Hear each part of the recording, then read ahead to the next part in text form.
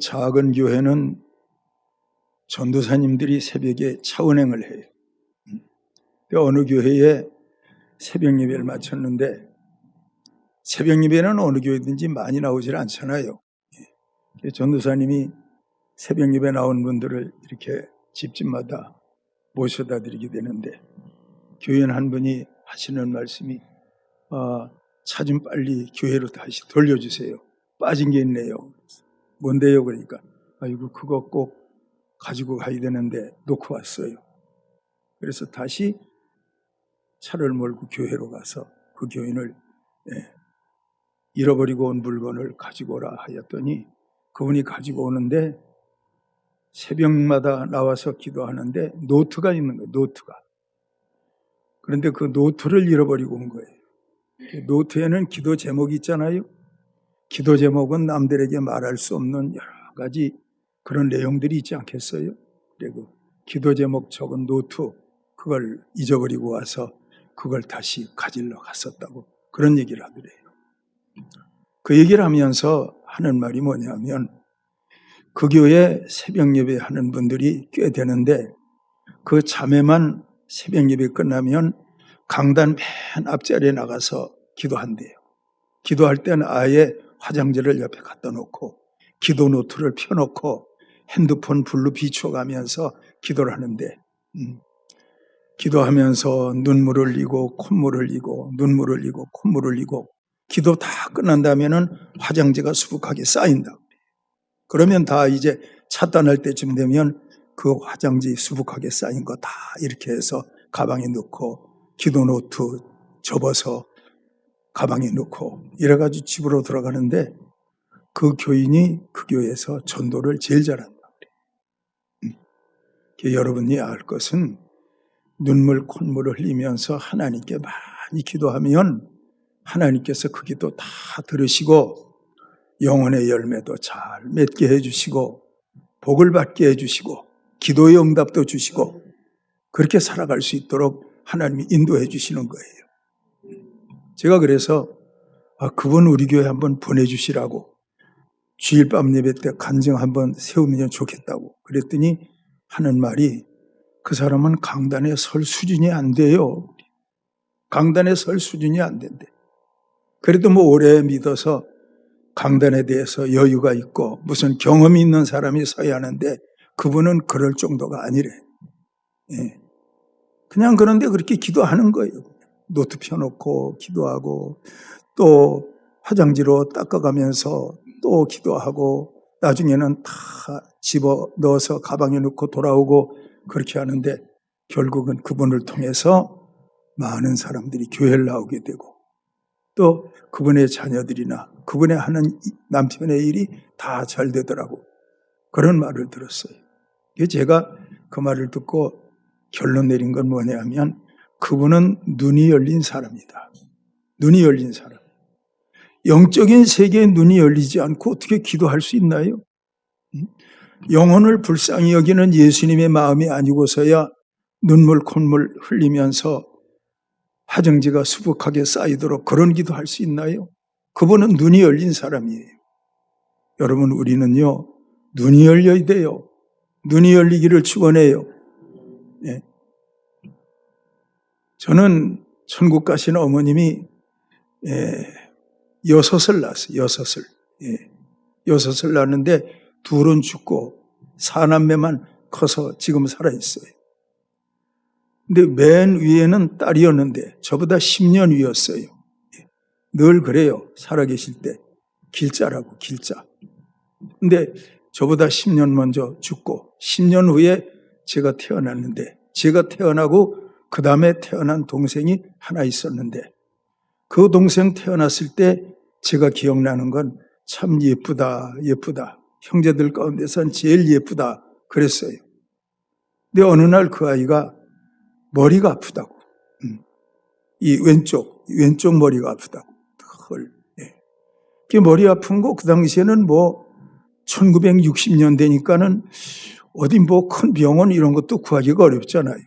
그러니까 뇌 아프다, 머리 아프다 하면은 늘 그 머리 아픈 것 때문에 약방에서 뇌신이라는 진통제를 사다가 먹게 했어요. 근데 너무 아프니까 진통제가 안 들어요.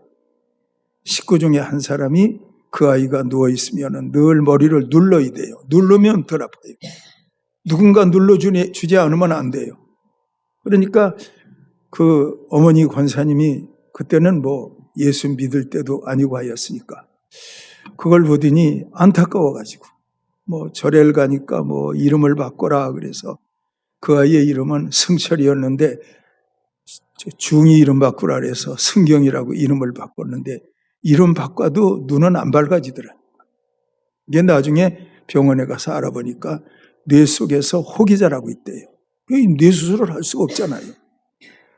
근데 집 얼마 떨어진 곳에 거기에 우시장, 소전거리가 있었어요. 닷새마다 한 번씩 장이 서면 거기에 소들을 많이 매놓고 소 팔고 사고 소전거리가 있었는데 평일에는 소를 안 파니까 공터가 그냥 비어 있어요. 어떤 여자분들이 와서 그곳에서 미군 천막을 치고 가마니를 깔고 집회를 한다는 거예요. 그곳에 가면 병 나을까 싶어서 어머니가 그 동생을 업고 거길 가는 거예요. 이제 가서 그냥 아들 눈뜨게 해달라고 계속 그렇게 기도하잖아요. 근데 놀라운 일은 얘기를 다 하려면 기니까 잠깐 짧게 얘기하면 걔가 사흘 동안 눈을 떴어. 사흘 동안. 놀라운 일이 일어난 거예요. 근데 그 일로 인해서 저희 가족들이 다 예수 믿게 되어지고 그렇게 됐어요. 눈 띄우고 그 아이가 오래 살아서 지금도 생존해 있다면 얼마나 좋겠어요. 근데 하나님이 데려가시더라고. 눈 뜨는 경험하게 하시고 다시 눈 어둡게 하시고 그 영혼 데려가셔서 지금은 세상에 없죠. 근데 지금 가만히 생각해 보면 하나님이 하시는 일은 우리가 이성으로는 도대체 이해가 안 돼요. 여러분, 우리가 이성으로 생각한다면 그 동생 눈 뜨게 하셔서 건강하게 살면 얼마나 좋아요. 근데 그게 아니더라니까. 하나님이 때가 되니까 그 영혼 불러가시고 그렇게 하시더라니까. 그로 인해서 온 가족 다 예수 믿게 하시고. 여러분들이 성경을 보면 아벨의 죽음이 나오는데 아벨은 의로운 번제 드렸잖아요. 그런데 그 아벨 형에게 돌에 맞아 죽잖아요. 그게 이해가 돼요? 성령 충만한 스데반이 공회 앞에서 담대하게 복음을 전하는데 복음 전하는 그 사람이라면 요즘으로 말하면 사례금 받고 여기저기 부흥회 다니고 뭐 유명한 부흥사가 되면 얼마나 좋겠어요. 근데 돌에 맞아 죽는 것으로 스데반의 생애는 거기서 끝난다니까. 그런데 자세히 성경을 읽어보면 아벨이 죽은 다음에 아벨 대신 셋이 태어난다니까. 셋. 이름이 셋이에요. 세 번째가 아니고 이름이 셋이에요. 셋이 태어났는데 그 셋의 후손으로 아브라함이 오고 이삭이 오고 야곱이 오고 예수님이 탄생하시고 그 후손으로 하나님 그렇게 하신다. 하나님은 멀리 보신다니까. 짧게 보면 아벨이 왜 죽어야 돼? 근데 멀리 보면 아벨의 후손을 통해서 아브라함이 나오고 이삭이 나오고 야곱이 나오고 다윗 왕이 나오고 쭉 이어지잖아요. 이 신앙생활은요, 여러분 짧게 보는 게 아니에요. 신앙생활은 멀리 보는 거예요. 스데반이 돌에 맞아 죽잖아요. 어떻게 그거 이해가 돼요? 근데 스데반이 죽은 다음에 하나님께서 박해자 사울을 부르시잖아요. 정오에 햇빛보다 더 밝은 빛이 그를 들러 비추는지라. 그가 엎드러졌어요. 눈은 떴는데 보이질 않아요. 하나님께서 하시는 일이에요. 스데반은 죽었지만 스데반의 피값을 통해서 사울이라고 하는 전도자가 세워지게 되고 그를 통해서 이방에 있는 수많은 영혼들이 구원받게 되어지고 여러분 그렇게 되는 거예요. 자, 여러분 옆에 사람한테 인사하는데 신앙생활은 멀리 보는 겁니다. 시작. 그렇죠. 짧게 보면 여러분들은 늘 속상하고 실망하고 그래요. 짧게 보면 교회 나갈 마음이 없을 때가 있다니까. 근데 꾸준히 신앙생활하면서 멀리 보면 나중에는 다 깨달을 때가 와요. 알겠습니까? 우리가 길을 걸어가는데 낮에는 다 보이잖아요. 근데 깜깜한 밤에 빛 없이 길을 걸어갈 때는 어두워서 안 보여요. 더듬거리고 가요. 그러나 한참 걸어간 다음에 돌아보면 뒤는 보여요, 안 보여요? 이건 또 보인단 말이에요. 앞에는 안 보여도 뒤에는 보인단 말이에요. 오늘도 우리 주일학교 교사가 설교했는데 다윗은 나이 늙어막혀서 지난날에 있었던 일을 회고하는 거예요. 모든 것이 하나님의 은혜다. 하나님의 이름을 높이는 거예요. 그런데 그 다윗이 고난이 없었습니까? 고난 많았어요. 그렇지만 그가 모든 고난을 이길 수 있었던 것은 사무엘을 통하여 기름 부으심을 받았다. 나는 때가 되면 이스라엘의 왕이 된다. 이게 그의 소망이에요. 이게 그의 목적이에요. 자기를 향한 하나님의 계획을 알아요. 그러니까 그는 어떤 어려움을 당해도 묵묵히 참는 거예요. 왜? 소망할 수 있는 미래가 있으니까. 안 그렇습니까? 여러분들이 설교를 들으면서 예수 믿으면 천국 간대, 그것만 봐서는 안 돼요. 예수 믿어서 천국 간 사람들이 성경에 수도 없이 많은데 그 사람들이 어떤 삶을 살았는가 그 과정을 살펴보면서 내 현실과 비교해 보는 거예요. 그럴 때 그들이 겪었던 어려움이 내게도 있구나 발견하게 돼요. 그들은 이 문제를 어떻게 해결했는가? 그들이 찾았던 하나님을 붙들면 여러분들도 그 문제를 해결하게 되고 여러분들의 입에서는 모든 것이 하나님의 은혜입니다. 여러분 그렇게 살 수가 있는 거예요. 하나님의 은혜예요. 살아온 것도 하나님의 은혜고 지금도 하나님의 은혜고 살아갈 것도 하나님의 은혜고 모든 것이 하나님의 은혜. 살아온 것 과거잖아요. 지금 현재잖아요. 살아보지 못한 미래의 시간 미래잖아요. 그러므로 우리 하나님은 영원하시기 때문에 내 과거와 내 현재와 미래가 다 하나님 손에 있는 거예요. 내 과거와 현재와 미래가 하나님 손에 있다니까. 그러니까 내 미래에 대해서 나는 몰라. 그런데 하나님은 내 미래에 대해서 알고 계신다니까. 그러니까 그분과의 관계가 중요해요, 안 중요해요? 이것을 믿음이라고 하는 거예요. 여러분 따라해봐요. 하나님과 나와의 관계를 믿음이라고 한다. 그렇죠. 하나님과 나와의 관계를 믿음이라고 하는 거예요. 그 믿음을 하나님께 인정받으면 여러분들은 하나님 앞에 신뢰를 얻는 사람이 돼요. 신뢰 얻으면 그 사람 기도의 응답 빠르거든요. 그 사람에게는 기적이 일상이거든요. 근데 그가 하나님 앞에 믿음이 없어. 신뢰를 상실했어. 그럴 때는 기도해도 하나님 응답이 더딘 거예요. 신뢰는 참 중요한 거예요. 내가 하나님을 믿는 걸 이성의 믿음이라고 하는 거예요. 하나님이 나를 믿어주시는 것을 성령의 믿음이라고 하는 거예요. 우리 하나님이 여러분과 저를 향해서 믿음을 가져라, 이성의 믿음을 말하는 게 아니에요. 이성의 믿음은 변한다니까요. 내가 찬송하고 싶으면 하고 말고 싶으면 말고 교회 가고 싶으면 가고 교회 가기 싫으면 안 가고 이성은 자기가 주인이라니까.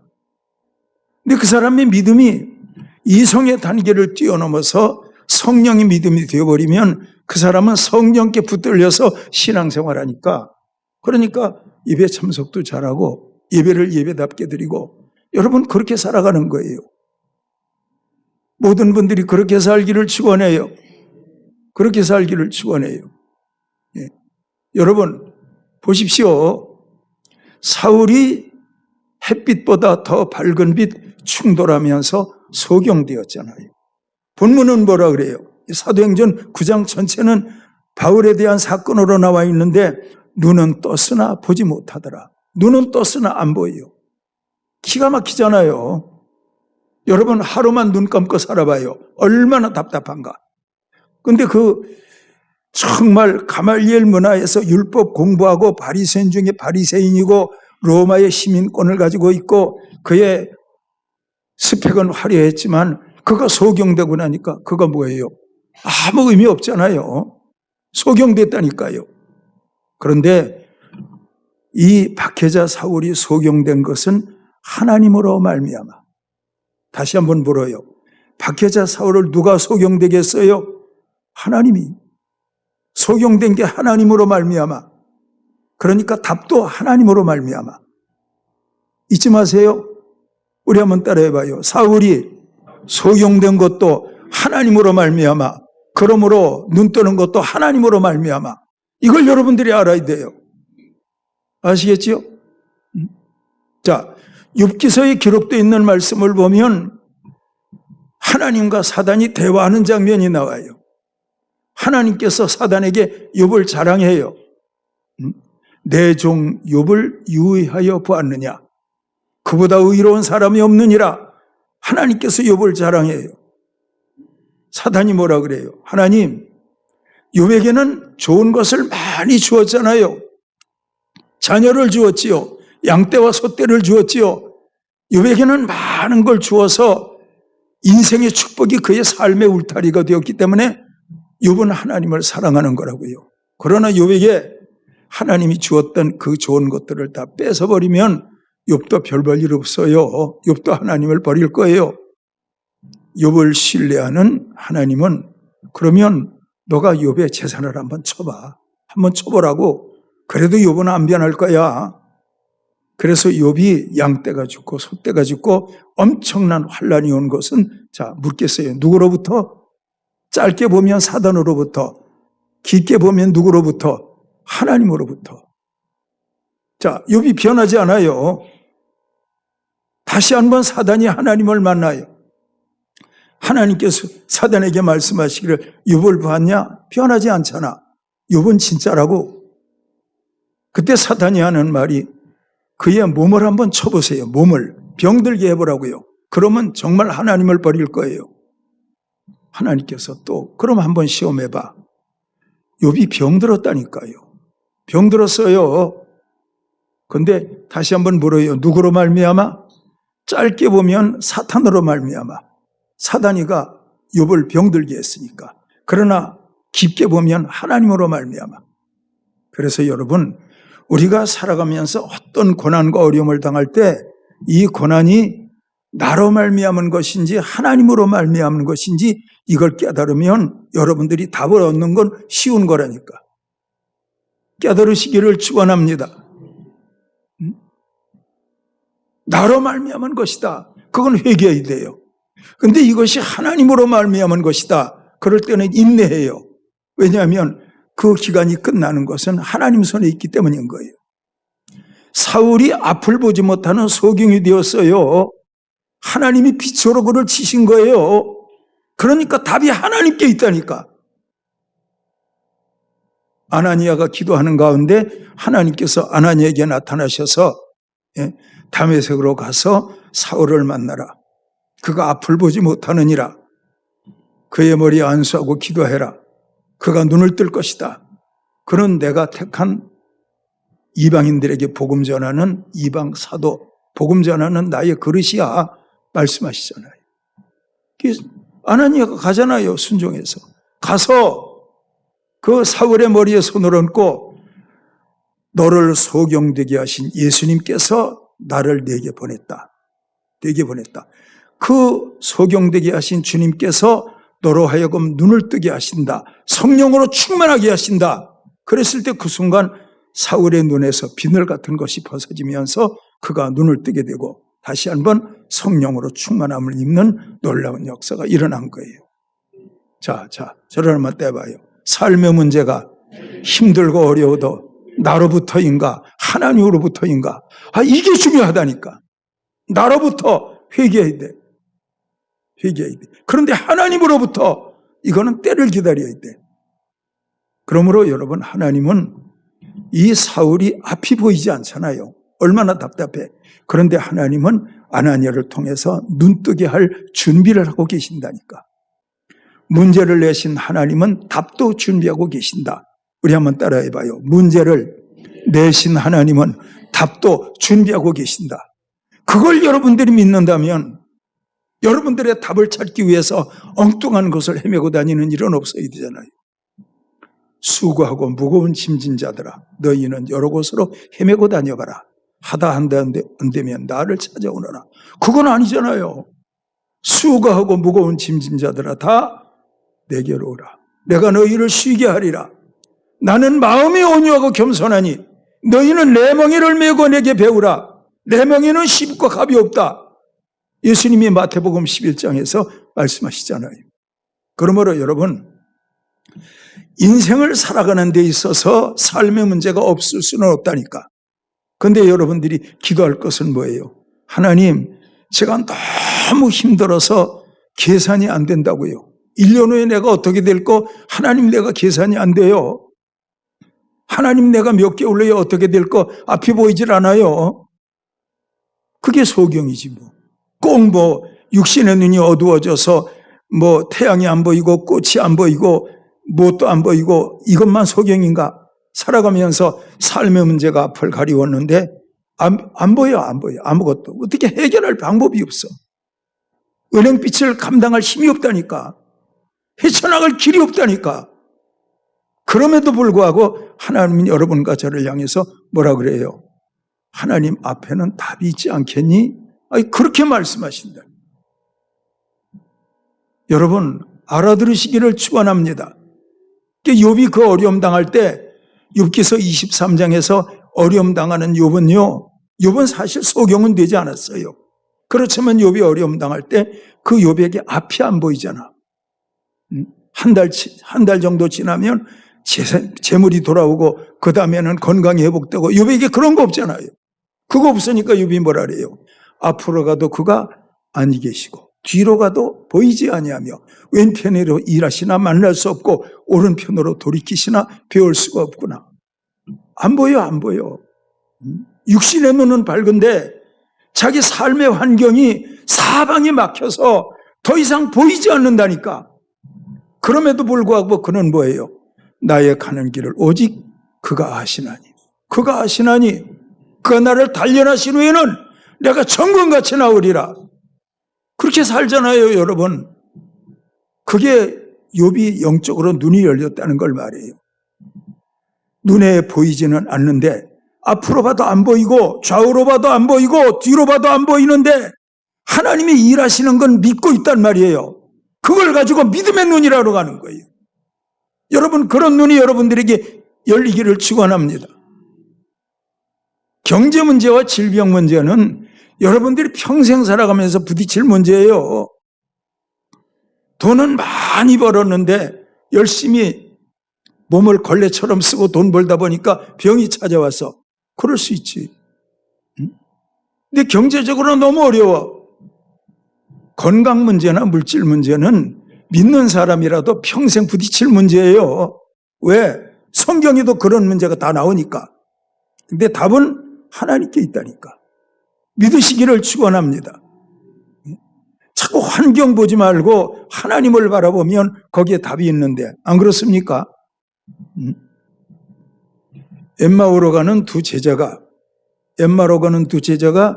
그때가 안식 후 오후 시간이었어요.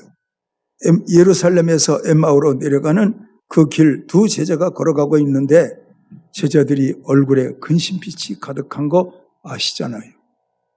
예수님이 그들과 동행했다고 했어요. 아마 저녁 시간이었을 것으로 생각이 돼요. 그들이 주거니 받거니 하는데 예수님께서 그들의 말하는 걸 가만히 들어보니까 그들이 너무너무 실망하고 있어. 주님이 물었어요. 무슨 얘기하고 있냐? 그랬더니 그 두 제자가 하는 말이 최근에 예루살렘에서 일어났던 일을 알지 못하느냐? 나사렛 예수는 선지자인데 말과 일에 능한 선지자인데 우리는 그가 이스라엘을 구속할 자라고 바랐노라. 그런데 그가 십자가에 못 박혀 죽으셨다. 그리고 어떤 여자들이 예수님의 무덤을 찾아갔는데 예수님의 시체가 없다더라. 도대체 뭐가 뭔지 모르겠다. 우리는 너무너무 실망한다. 둘이 얘기하면서 내려가는 거예요. 그때 예수님이 그들 가운데 동행자가 되시면서 말씀하시잖아요. 그리스도가 왜 고난을 당해야 하는지, 그리스도가 왜 부활해야 하는지, 그리스도가 왜 자기 영광이 들어가야 하는지 자세하게 이들에게 알리시잖아요. 고향 마을에 있을 때 예수님은 더 가려고 했지만 그들은 예수님을 강권해서 집으로 모셨어요. 그들이 먹을 떡을 내왔어요. 떡을 내온 건 그들인데 떡을 받아든 예수님이 오히려 떡을 떼서 제자들에게 주었다 그랬어요. 두 제자가 예수님에게 떡을 주었는데 드시지요. 떡을 주었는데 그 떡을 다시 떼어서 준 건 예수님이에요. 그 떡을 받으면서 그들이 보니까 맞은편에 있는 그분이 예수님인 것을 알게 되었어요. 눈이 열린 거예요. 말과 일에 능한 선지자로만 받는 그 예수님이 부활하신 예수님으로 새롭게 발견됐다니까. 그게 눈이 열린 거예요. 말과 일에 능한 선지자, 오병이에 의해 기적을 나타내고 귀신을 쫓고 무리를 거르시고 놀라운 기적을 나타내신 그 예수님, 그 정도 능력이라면 로마를 멸망시키고 이스라엘을 독립시킬 것이다. 대단한 선지자로 봤는데 그 예수님에 대해서 주님이 주시는 떡을 먹는 순간 그분이 부활하신 예수님으로 보인 거예요. 자, 저를 따라봐요. 말과 일에 능한 선지자가 부활하신 예수님으로 바꿔졌다. 말과 일에 능한 선지자로 보였는데 지금 보이는 건 뭐예요? 예수님이라니까. 그들의 눈이 열린 거예요. 그들의 눈은 똑같은 눈이에요. 눈은 똑같아요. 뭐 2.0인지 1.5인지 난 모르겠지만 그들의 시력은 똑같다니까. 그런데 전에는 그 예수님을 볼 때 말과 일에 능한 선지자로 봤는데 이제는 부활하신 예수님으로 봤으니까 시각이 틀린 거예요. 영적으로 가치관이 바뀐 거예요. 이게 중요하다니까. 아시겠죠? 여러분 눈 열리기를 축원해요. 눈 열리기를 축원해요. 때가 되면 여러분과 저가 재림하는 날, 재림하시는 날 예수님 보게 될 거예요. 지금은 우리가 예수님을 이야기해도 그 예수님이 뭐 우리 눈에 안 보이니까 말씀 들으면서 아멘 아멘 찬송하면서 아멘 하면서 그 예수님이 생각하는데 재림하시는 그날에 예수님이 나타나실 때는 얼굴과 얼굴을 마주대하여 볼 것이요. 이거 중요한 거니까 따라봐요. 얼굴과 얼굴을 마주대하여 볼 것이요. 그때 그 예수님은 변화산의 예수님을 우리가 재림 때 본다니까요. 부활하신 그 놀라우신 예수님을 재림하시는 그날 우리가 본다니까요. 그 예수님 때문에 우리가 신앙생활하는 거예요. 잘 믿으시기를 축원합니다. 여러분 생각해 봐요. 늘 찬송 부르면서 마음의 눈으로만 예수님 봤잖아요. 말씀 들으면서 아멘 하면서 그 예수님 믿었잖아요. 근데 재림하시는 그날에는 부활의 몸으로 휴거된 몸으로 그 예수님을 내가 직접 본다니까. 얼굴과 얼굴을 대하여 볼 것이요. 그것 때문에 예수 믿는 거예요. 알겠습니까? 뭐 인생 살아가면서 뭐 병 고침 받고 뭐 이거 잘 되고 저거 잘 되고 그것 때문에 예수 믿는다고 하면 여러분들은 말과 일에 능한 선지자로만 예수님을 보는 거예요. 그러나 여러분들의 눈이 열려서 이런 수준에서 예수님을 본다면 그 신앙을 바른 신앙이라고 하는 거예요. 여러분 눈 열리기를 축원합니다. 부활이 믿어지기를 축원합니다. 천국이 믿어지기를 축원합니다. 무덤 속에 있는 자가 아들의 음성을 듣는다. 그런 엄청난 말씀도 여러분들에게 믿어지기를 축원합니다. 자, 옆 사람한테 눈 밝아지세요. 인사하고 마치겠습니다. 눈 밝아지세요. 시작. 그래, 눈 밝아지세요. 눈 밝아지시기를 축원해요. 자, 기도하겠습니다.